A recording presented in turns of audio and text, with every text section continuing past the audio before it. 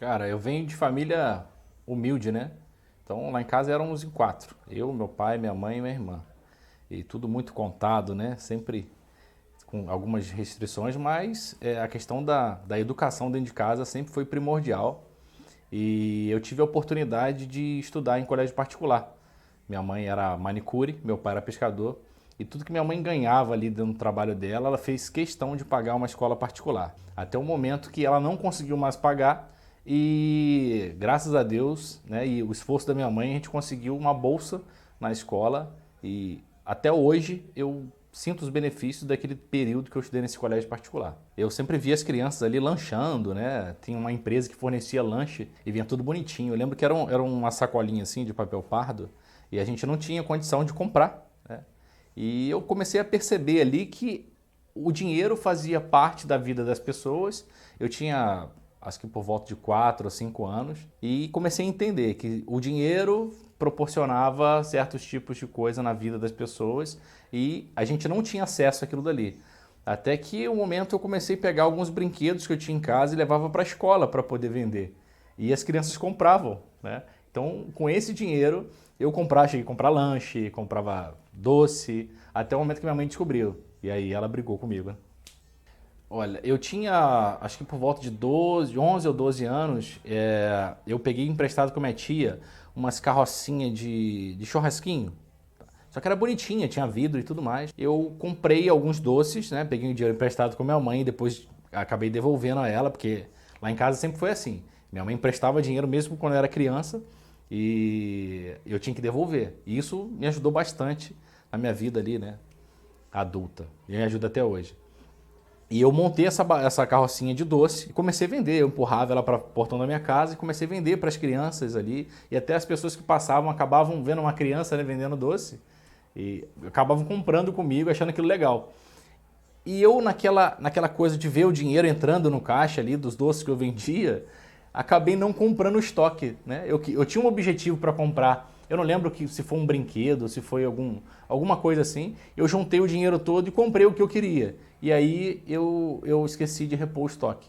Aí nessa foi a primeira vez que eu quebrei. Deu certo o negócio, mas eu quebrei porque eu não sabia, não tinha isso na cabeça de que tinha que repor o estoque.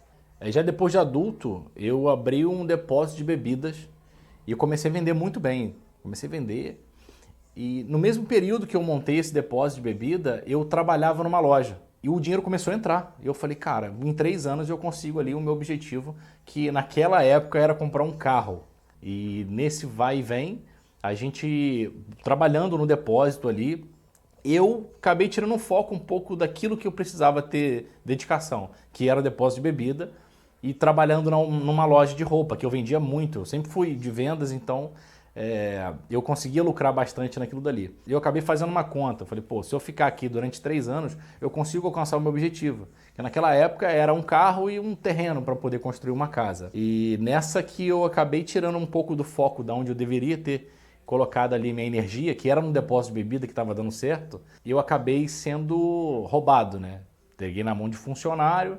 Quando eu fui ver, eu estava sem estoque, a parcela do carro que a gente tinha comprado para poder fazer entrega não estava sendo paga já há 4 meses e eu não tinha dado conta sobre isso. E aí foi mais uma vez onde a gente acabou quebrando o negócio e tive que fechar as portas. Bom, o que me fez crescer realmente no mundo do empreendedorismo foi os erros que eu cometi. E eu acabei entrando num novo negócio onde eu não conhecia nada, mas só as experiências que eu tive no passado, elas acabam te trazendo ali uma base para que você faça aquilo ali de forma correta. E eu entrei de cabeça. Nesse negócio eu entrei de cabeça. Eu comprei um boteco, era um boteco, todo largado, e eu via potencial naquele ponto ali. E eu entrei ali como caixa, garçom, cozinheiro, eu fazia tudo naquele bar ali. E o mais interessante é que a gente começou sem dinheiro. O dinheiro que entrava no caixa, eu comprava bebida e, em paralelo, eu estava fazendo obra. Então, aquilo ali começou a ser um novo empreendimento para mim, e onde eu apliquei tudo aquilo que eu conhecia. E num determinado momento, quando o comércio começou a dar muito certo, eu vendi. A grande maioria das pessoas elas não conseguem entender. Pô, você vendeu por quê? Porque estava dando errado? Não, justamente o contrário. Eu vendi o comércio porque estava dando muito certo. Então ele me rendia um lucro legal, mas a venda superou completamente as minhas expectativas. E a partir disso foi Eu peguei esse comércio, então eu botei ele lá em cima e vendi. E aí veio uma nova fase da minha vida, onde eu cometi um outro erro.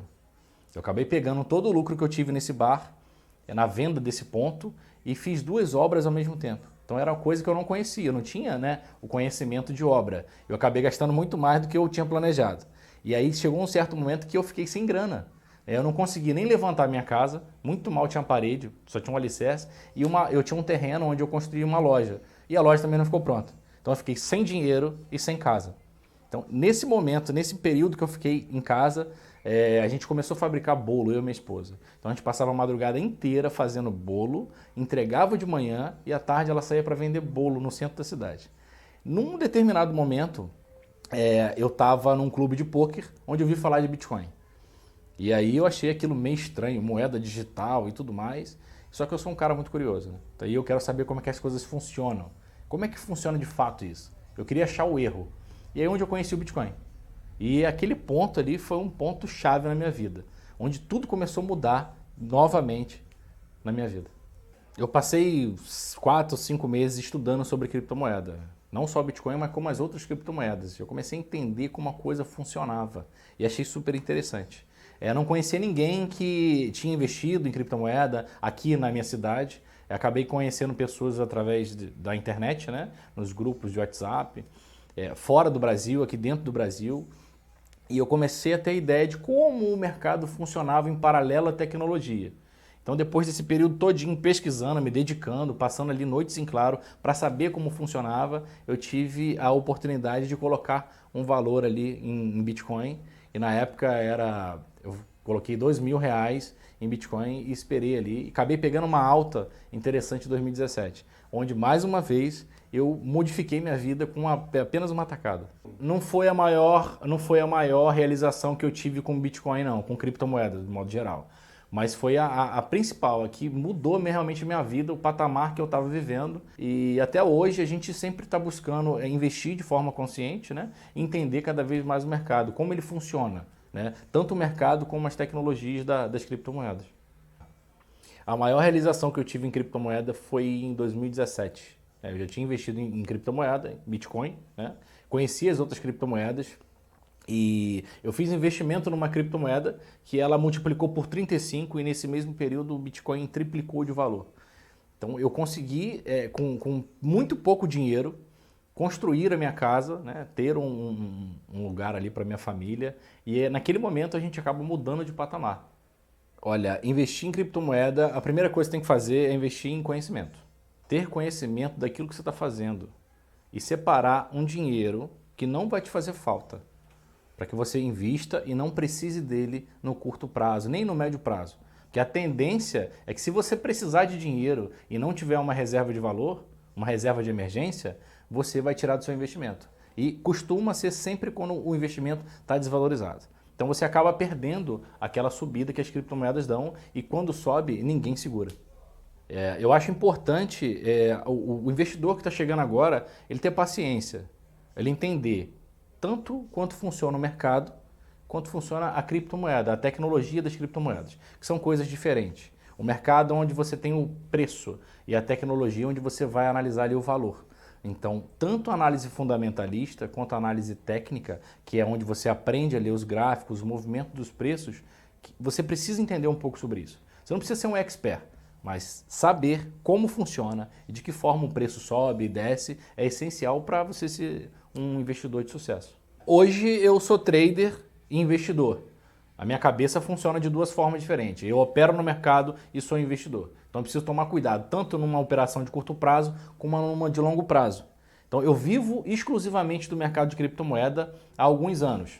E eu me sinto na obrigação moral de estar retribuindo tudo que eu aprendi muita coisa nesse tempo todo, por isso que eu tive muita resistência, né? De abrir um curso, de ensinar as pessoas, porque pode não parecer, mas eu sou uma pessoa muito tímida, então eu tenho dificuldade com isso. Mas eu me sinto nessa obrigação de poder trazer tudo aquilo que eu conheci e principalmente passar os erros, né, que eu acabei cometendo nessa jornada para que as pessoas não cometam as mesmas bobagens que eu fiz nesse longo desse tempo todo.